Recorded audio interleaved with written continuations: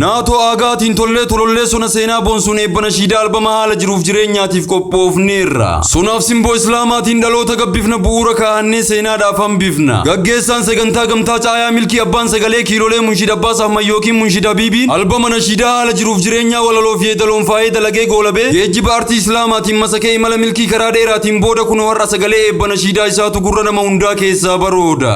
Yaa haala jireenyaa maa binteenye bakka akkuma bishaanii si ori'uun argaa. Sonoomeen soneessa aartii waan ogeessa. Albamni haala jiruuf jireenyaa kan munshid abbaas ahmad yookiin munshid habiibiin dalagamee xumurame. Lakkoofsa hijraatiin rabi'ul awwal gaafa guyyaa 9 ji'a 3ffaa bara 1446. Lakkoofsa awurooppaatiin seepteembarii 1 ji'a 9ffaa bara 2025. Guyyaa wiixataa oollee galgala akka Itoophiyaatti sa'aatii 2, akka Suud Arabiyaatti sa'aatii 8, akka Dubaayitti sa'aatii 9 irraa jalqabee gama toora marsaalee hawaasummaa appilikeeshinii Iimootiin. Hayyoota seenaaf saayinsii garaagaraa faana hayyama rabbii ol'aaneetiin markazul islaamii irratti eebbifamuudhaaf ulaagaaleen barbaachisu hundi goolabameera. Burqaa yaadaadhama jechootaa qalamaan barraa'ee jechaan toora gale. Sagalee kiilolee waamichaaf tole munshid abbaas ahmad yookiin munshid habiibiin bu'aa bahii kufaatiif milkaa'ina furgaatii dambalii haala jireenyaa katabee jechootaan lallabee sammuu amansiisa. Waca miira laatuun qalbii nama jiisa. Haala jiruuf jireenyaa tooraan tarraa'ee akka dambalii galoo galaanaa wal faana fuulletti furga'u. Yoo sammuun burqisiisee qabbana ho'isee gubaa qabbaneessu qalamatu hinqirfatee imimmaan harcaafata. Ergaa hawwataa galaa dhaloota albee kara sammuu waa'ee jiruuf jireenyaa buusa gaandabaallee dhalootaaf waa dhaamna artiin dhugaa waamna. Gamni gameessi munshid abbaas ahmad yookiin munshid habiibiin adeemsa umrii jireenya isaatirraa yaadannoo guduunfatee qindii jechootaa sulula bu'anii kattaa dayyaasanii tulluu raasaniin waa'ee jiruuf jireenyaa gama hundaan raagee soree cokee sororee tooraan katabee tarreessee dhangaa galaa dhalootaatiin qalbii nama soora. Maarree lakkoofsa hijraatiin rabi'ul awwal gaafa guyyaa 9 ji'a 3ffaa bara